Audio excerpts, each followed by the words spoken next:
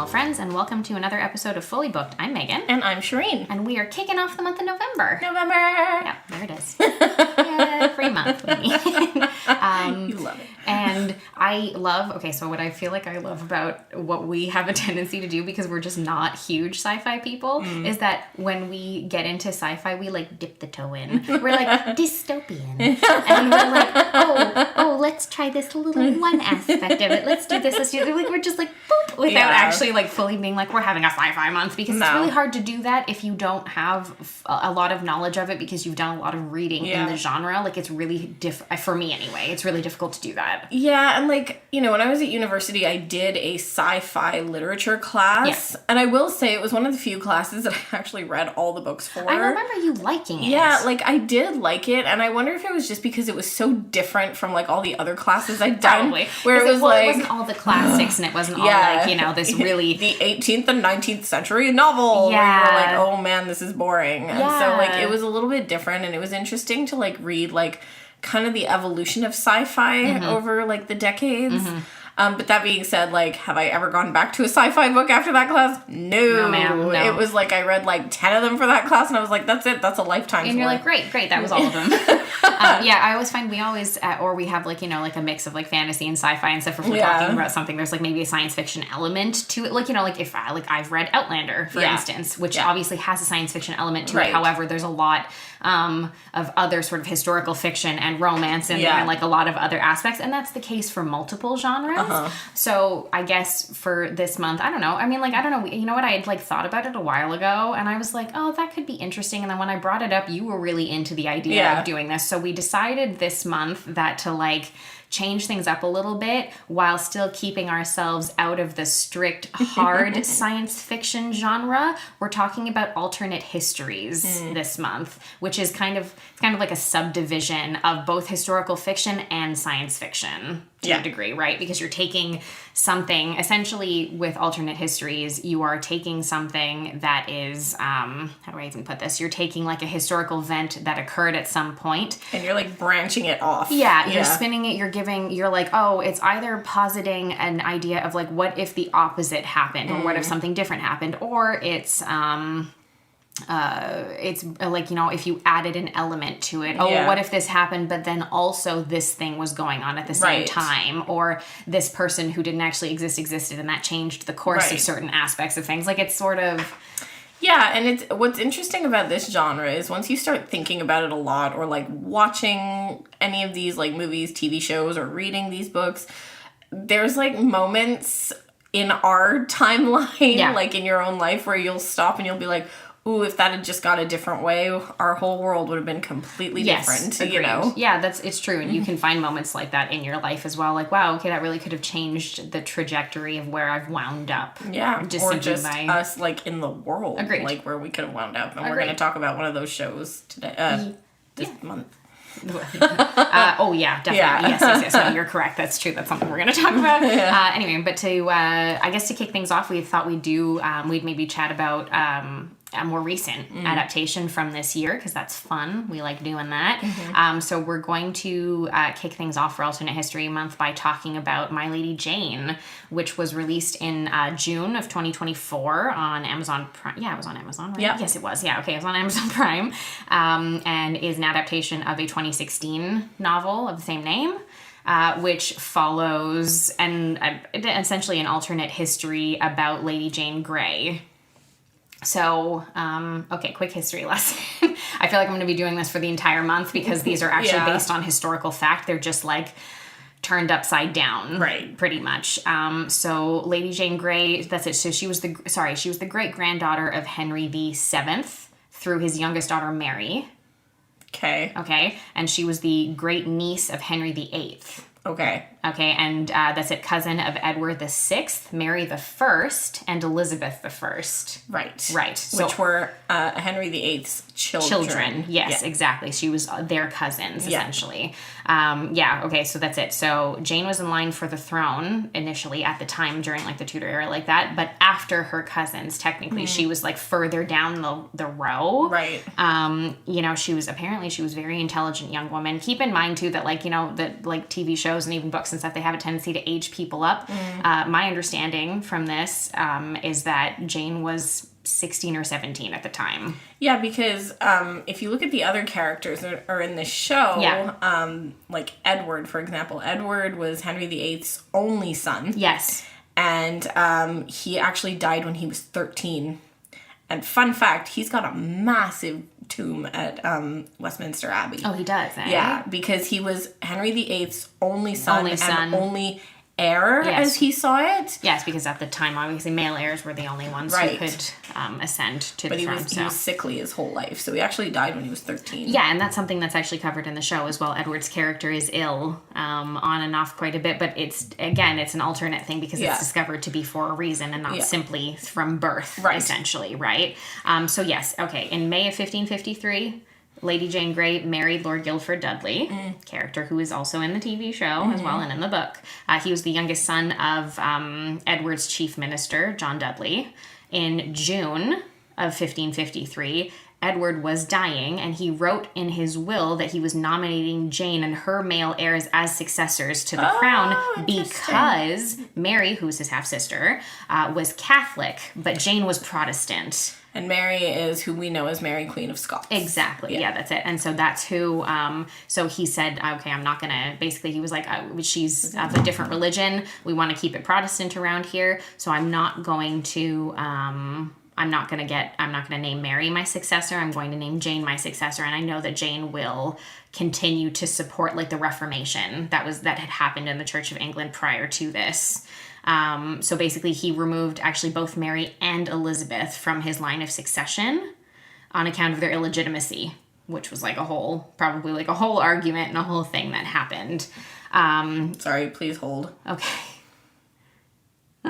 It was not Mary, Queen of Scots. It was different. There's so many different Mary. Marys. Sorry, my bad. I always get them confused. It's not your fault. There's a lot of Marys, a lot of Edwards, and a lot of Elizabeths. So no, Mary the First was Catherine of Aragon's daughter with Henry Tudor. Oh yes, okay, yes, you're right. Correct. And, yes, okay. His first wife, and he renounced her because he wanted to split the church. Yeah. So he could marry Anne Boleyn. Right, exactly. Yeah. And so that's it. Because of all of this, obviously, Protestantism came into being. And because of that, Edward supported that. Right. And then based on that, named Jane his successor instead of Mary and Elizabeth. He removed them and said that they were illegitimate, essentially.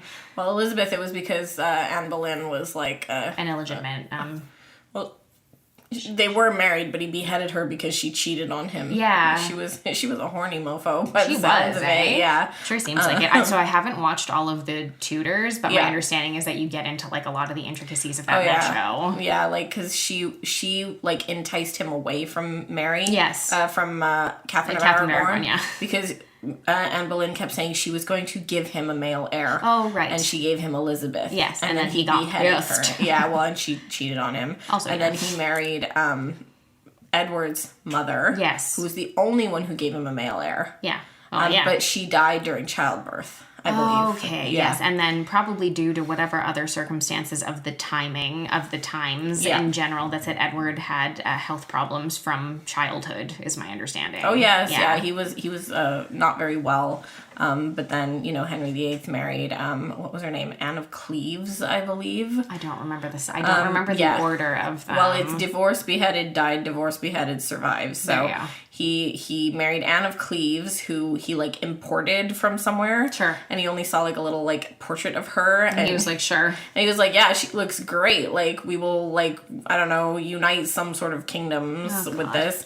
And then she showed up and he thought she was not cute. And so didn't like her very much. Didn't get an heir out of her, so he divorced her. Oh, God. And then he married Catherine Howard, who was Anne Boleyn's cousin. Oh, okay. Yes. And he really liked her. Because she was this, like, very cute, sprightly thing. Mm-hmm. Same thing. She was, like, found to be, I think, kind of frolicking with some others because she wasn't able to produce him an heir because he was pretty old and gouty at this point. Oh my God, seriously. That syphilis was coming on hard. So she wasn't able to get pregnant by him, so I think she panicked a little bit. I'm, like, paraphrasing here. If there's any historians fans listening, they're going to be, like, coming at me with a stick. Oh, yeah, listen. But, like, come on. Like, this is just to kind of round out who some of these characters are in this show. And so he ended up beheading her because it was found that she was, you know, doing stuff Fooling that around. she shouldn't. Yeah. And then the last one who he married was another Catherine, I believe. Catherine Powell, and she took care of him until he died. So he didn't have a chance to divorce or murder her. Right. Basically. Yeah. Okay. Good. Great. Okay. So, Edward dies in basically July of 1553, and on the 10th of July, Jane is proclaimed queen, and she awaits coronation in the Tower of London. However, there were many of the people in general, as well as like the council and all that kind of stuff, who were on Mary's side, who sided more with the Catholicism and were on Mary's side. And suddenly the Privy Council changed their minds about Jane and were basically like, nope. And so then that's it. Like 9 days later, on the 19th of July, 1553, Mary is proclaimed as queen instead of Jane. The Duke of Northumberland was accused of treason because he'd been in Jane's corner, whatever, and he was executed like a month later. And then Jane was relegated to the Tower. And in November of 1553, she was convicted of treason as well, which technically carried a death sentence at that time. Yeah. Initially, Mary did not kill her, I guess, because of, I don't know, because of, somebody knows. I don't know, because of relationships, I suppose. They were still related to one another. Like, I think, like, Catherine of Aragon and Mary were always portrayed as, like, very forgiving, like, devout Catholics. And so they would have kind of looked at things from a specific... Like, definitely not the way Mary's portrayed in this show. Oh my God, she's so funny, though. She's scary. I thought she was hilarious. Anyway, so initially Mary did decided to spare her life, but then there was a lot more talk about her being as a threat to the crown, because also Jane's father, Henry VII, who was the first Duke of Suffolk at the time, he was involved with the Wyatt's Rebellion against Queen Mary, and against her intention to marry Philip of Spain, which is what she was doing, or she was looking to do at the time. So Jane... Also a very funny scene in this show. Oh, yeah. So Jane and her husband, Guildford Dudley, were executed on the 12th of February of 1554, and that's it. So sad. Yeah, and at the time, that's it. Jane would have been either 16 or 17 years old when this occurred, which is, so she's known basically as, like, that's it, like the 9-day queen, or the queen who ruled for, like, the least amount of time, because it was literally 9 days before the Privy Council changed their mind and said, never mind, Mary's in charge. Well, how the hell did Elizabeth come into power then? Because she was, like, the longest reigning queen. Yeah, I don't know. It must have been after this that there was, like, more that happened down the line. This is, like, it would have been good to continue some of the... storyline. The storyline of this would have been great, because unfortunately the show was canceled for anybody who's, like, not aware. Which makes no sense. Yeah, I know, it sucks. Bring it back. Yeah, well, a lot of people were, like, not very happy about that. My understanding was that the sentiment online was that a lot of people were really disappointed. And even, George R.R. Martin was either tweeting about it or spoke about it and was like, wow, this show is really fucking good. Like, I don't know why it would be canceled, so... It makes no sense. And, like, the character of Elizabeth is in this show. Yes. Bess. Yes. And, yeah, it would have been really interesting to see how she became queen. I agree. Yeah, that's it. So, essentially, basically what the show does is that it partially follows the historical events that we were just speaking about, but, of course, it takes it into a fantasy kind of realm of things. And so what this, what the story itself posits is the idea that within this realm of people, there are shapeshifters that exist. They call them Ethians, and they were meant to have been, of course, like the vast majority of the public believe that they were eradicated a number of years prior. However, that's not the case, and there are still Ethians kind of hiding in plain sight everywhere. Which would be so cool. Yeah. I mean, the show also flips things over. So, like, Edward doesn't die. Yeah. It's just, it's made to look as though he's died because he realizes that Mary, his half-sister, is trying to kill him so that she can ascend to the throne instead. Yeah. So he has to run away and stuff. And then that's it. Jane is technically declared queen for, again, a short period of time. However, Mary conspires against her in order to have her executed for treason and stuff. And so all of that kind of comes to a head. And then obviously there's a romantic aspect to it as well, because Jane. I was gonna say, and, I'm like... no, sorry. Mary's romantic aspect is something totally different. She is unhinged. Yeah. Sorry. Anyway, so she marries, that's it. So she's, essentially, because everything was an arranged marriage at that time. So she marries Guildford Dudley without really knowing anything about him, except that they bumped into each other at a pub like the night prior. And there was a lot of chemistry kind of right off the bat, but she didn't really know anything else about him. And she didn't know that he was noble, for instance. Right. And so then when she shows up at her own wedding that she does not want to have. No, she's got like a whole elaborate plan to get out of it. I know, she's so funny. Yeah, she has a whole thing where she's going to pretend that she has consumption, I believe. Yeah. And she spits up a bunch of blood. It's so good. She's got like blood capsules. She's really prepared for it. That's it. She pretends to, they call it the affliction, but it's essentially consumption. Yeah. Anyway, that's it. She pretends that she's ill, but she's not. Anyway, to get out of it, but she's also angry because she, is basically like, well, he didn't reveal to me who he actually was. Like, I had no idea who this guy was and stuff. So there's like a lot of enemies to lovers back and forth between the two of them that happens. Also, early on enough, we learn that Guildford, in spite of being noble, is an Ethian. Yeah, but it's very well hidden. Exactly. It happens overnight. Yeah, he's not one of the Ethians that's able to control his transformation. So most of these Ethians that you see in the show, like it happens during the day. The day, yeah. Most of the Ethians are able to kind of flip the switch and like switch when they want whenever they want to. Yeah. But Guildford's issue, it's like a kind of a tied to an emotional thing. Yeah. He is forced to change in the daytime and he turns into a horse. It's an automatic thing. He turns into a horse during the day, and at night he is, himself. Yeah. Basically. And he has a lot of shame about this, and he is determined to find a cure for it. And so they kind of come into an agreement with one another that Jane will help him basically to find a cure for Ethianism and be able to, stay human forever. And he will divorce her. Yes. But this is all before she finds out that she's being named queen. That's it. And other stuff between the two of them develops between that point also. And there's also the additional kind of subplot of the Ethians kind of having a resistance that they've been building up in order to fight against the monarchy, who have, essentially wanted them all killed. And there's it's revealed over time that quite a few other people and characters who are part of the story are Ethians as well. And again, it's all just been hidden for a very long time, except for this faction of them who have decided no, this is enough. We shouldn't have to hide who we are. Yeah, it's very X-Men mutants. Yes, it does. Yeah, it does have that kind of. It does have that kind of vibe to it and stuff.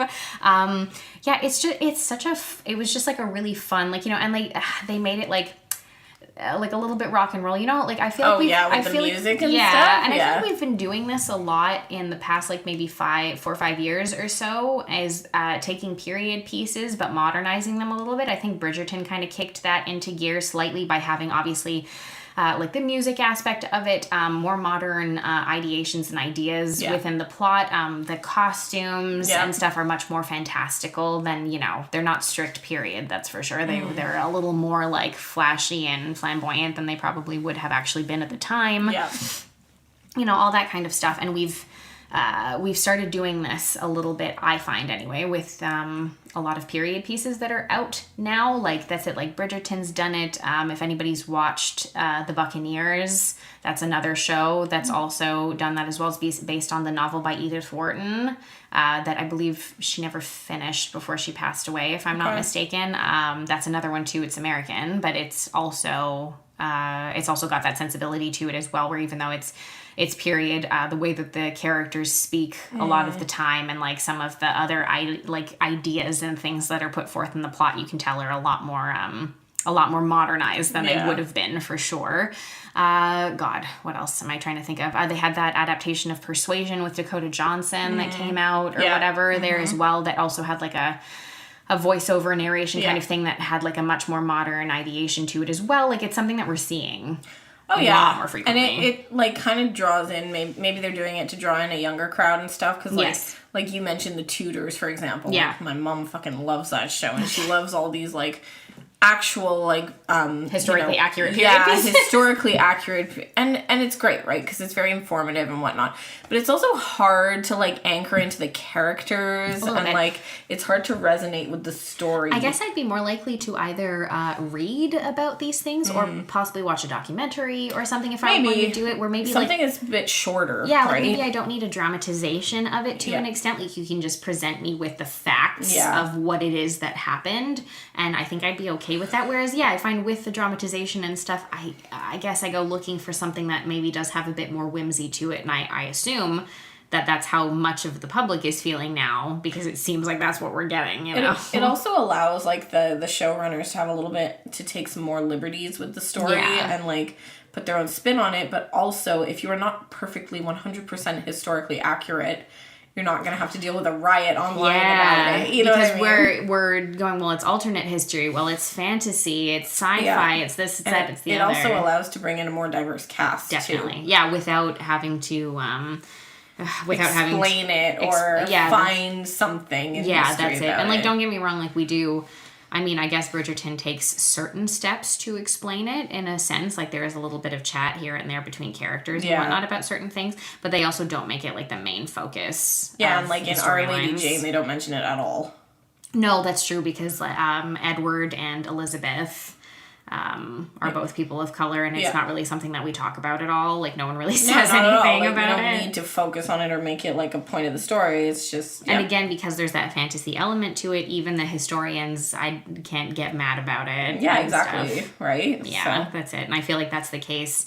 I feel like that's been the case in the past. I mean, like, you know, look, we've seen it even more recently. We saw it with the latest Little Mermaid adaptation, all the people freaking out about the casting and stuff like that, like all those sorts of things. Which, like, hello, it's not like the Little Mermaid was a historically accurate story. Yeah, so who gives a fuck? And everybody's just freaking out, well, Hans Christian Andersen was Danish and blah, blah, blah. So, but it doesn't, what does it matter? The way that she's described in the story, it doesn't really change anything.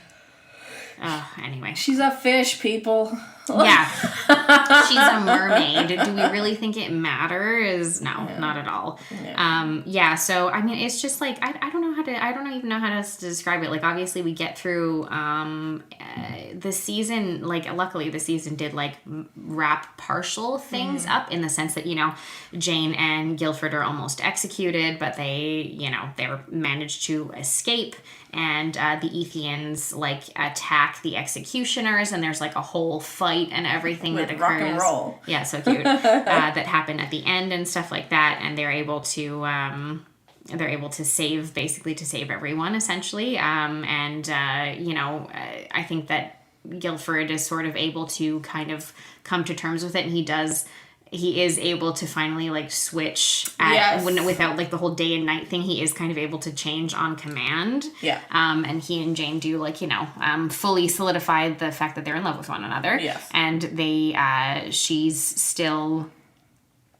she's, like, determined to take the throne back from Mary. And so she's like, no, we're going to fight this. We're going to do this. And he agrees to go with her. And it's too bad, because it would have been nice to, like...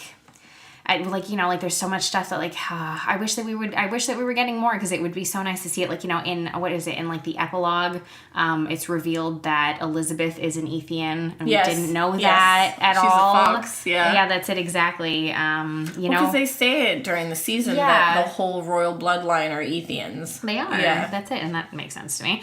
You know, Jane's family, isn't it? Frances, her mother, and Catherine, I don't remember which one is which. Yeah, Catherine's her sister. And I think Frances is her mother, right? Yeah. Like, you know, Mary still has them, like, they're stuck with her. And Margaret, the little one. And Margaret, the small one. And, oh my God, Margaret's storyline is ridiculous. Yeah. Yeah, Margaret becomes, like, a little bigot general. Oh my gosh, she's hilarious. She's really funny. Yeah, it's just, like, it was just, like, so fun.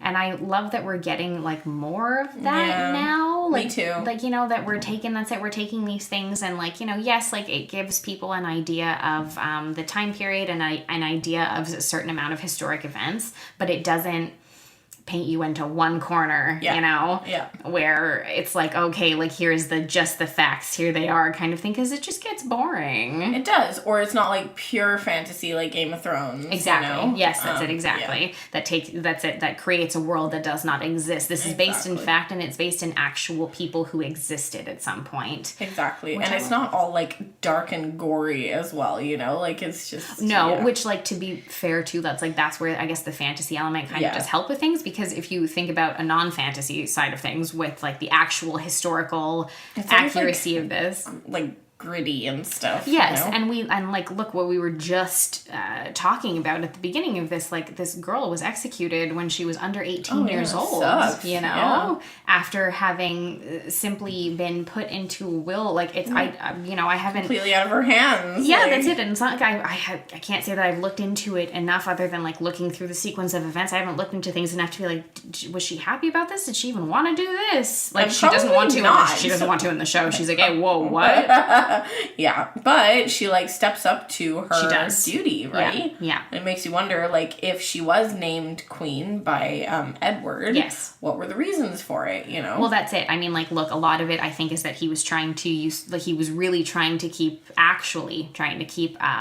the Protestant monarchy going. Like, that was what he was trying to do, was to keep it that way. And so he obviously decided that that's it. His sisters would not follow that same trajectory, and so he was like, nope, you guys are illegitimate, and I'm just going to name our other cousin down the line there. What's the one who will listen to me the most? That one will be queen. It's just weird because like Elizabeth was a Protestant.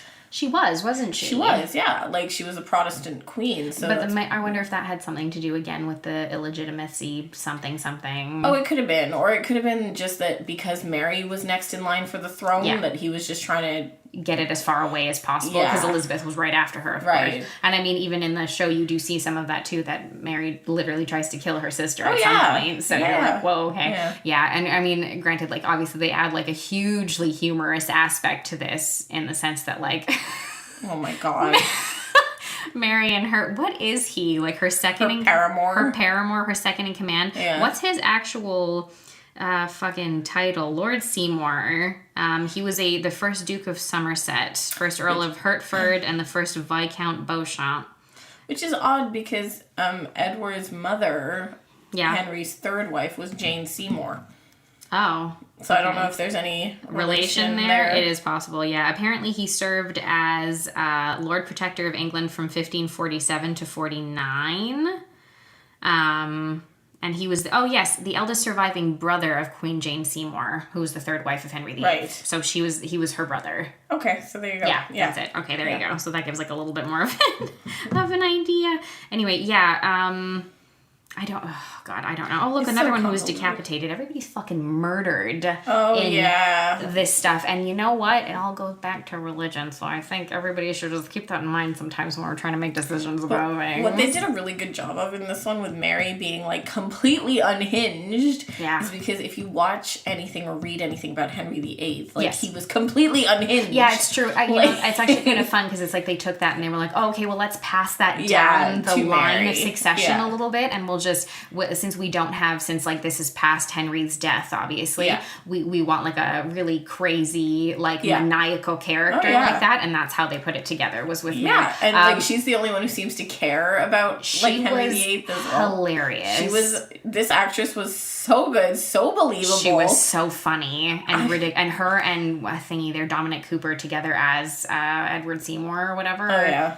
Ridiculous. Oh, they were too funny, but at the same time I was like, gosh, she's giving me anxiety. I know. You know, because I was like binge watching it, you know, and I'm just like, oh boy, like every time Mary was coming on the scene, I was like, oh man. Oh Jesus, like, here we go. What fresh hell. What fresh hell is this? There certainly was fresh hell every time there was a scene with her, Well, it's good too, because you know what, it can get into an aspect, because there's, again, I wish that we had like more seasons, because I feel like it could have been super interesting to, again, they're saying like the whole royal royal family essentially is Ethian, like the whole line of succession is.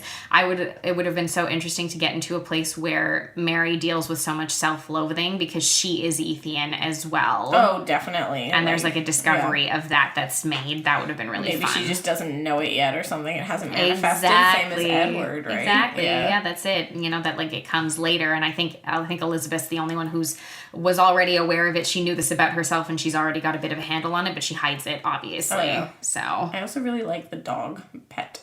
Oh, yes. Yeah. So cute. Yeah, so cute. So cute. She was really nice. She helps Edward. Yeah. And again, too, that's it also making this more of a fantasy thing and whatever. It's very easy to, have a diversified cast and have queer characters in your show without it really being a big deal. Like Edward is revealed to be gay kind of thing. I mean, like, okay, we all knew that was actually going on at the time, but no one talked about it. Yeah. Yeah. So, yes, weirdly still kind of historically accurate, I suppose. Yeah. Anyway, somebody revive this show, damn it. Yeah, bring it back. Put it on another network. We want another season. Netflix, pick it up. Yeah, that's it. Netflix, pick it up. Netflix saved shows before. Do it again.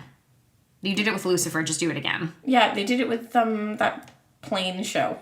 The plane show? The one where they're on a flight. Is it Manifest? That's it. Yeah. You're right. Oh, that's true. That was on like one of the big 5 networks there, right? And then it was canceled. NBC, Yeah, and it was the same thing with Lucifer. Lucifer was on Fox, I think. And was it? Yeah, and it was canceled and then picked up and Netflix did it. Do it again. I've never seen them save a show that was canned by another streaming service. They might have an agreement with people not to do it. But I don't care. Do it anyway. Do it anyway. Someone do it anyway. George R. R. Martin. Revive it. George R. R. Martin, call somebody. Call someone to get it done. Get your own network going. Exactly. That's it. We know you're not writing a book. So. Oh God, no. Have we told everybody how mad your husband gets about this? Oh my God. My husband, who's like the most, peaceful creature on the planet. Yeah, he's a pretty calm one. He will just have random anger outbursts about the fact that George R. R. Martin has not finished the most recent novel. And I won't even know where it comes from. Like, he'll see something online or he'll get triggered. Yeah, you've told me. He has half the conversation about it in his head and then just spits out the latter half of that thought and you're like, what are we talking about? What are we talking about? But he gets so angry about this. That watching him either get mad about random things like this or driving are my 2 favorite flavors of your husband. He has such road rage. For somebody who's only been driving officially for 2 years. I'm like, where did this come from? Oh, it's so funny. It's like my 2 favorite flavors of Dan are like those 2 things. But you know what it is? He gets so angry when he's driving because he's like, all you people have been driving for so much longer than me. And how dare you? How dare you be so shitty at it? Yeah, it's true. It's true. Yeah. Oh boy. Anyway, sorry, tangent. I hopefully you guys, if you're here, hopefully you've watched the show and you really liked it. And you can definitely let us know too if you've read the book. I haven't. I might actually want to pick it up at some point just because it seems like it's a lot of fun. But yeah, definitely let us know about that over on Instagram, TikTok, and Threads at fullybookedca. And feel free to head over to the website and sign up for our newsletter too for all the new stuff that we're going to have coming in for the month of November at fullybooked.ca/newsletter. But until next week, guys, keep on reading. Thanks, everyone.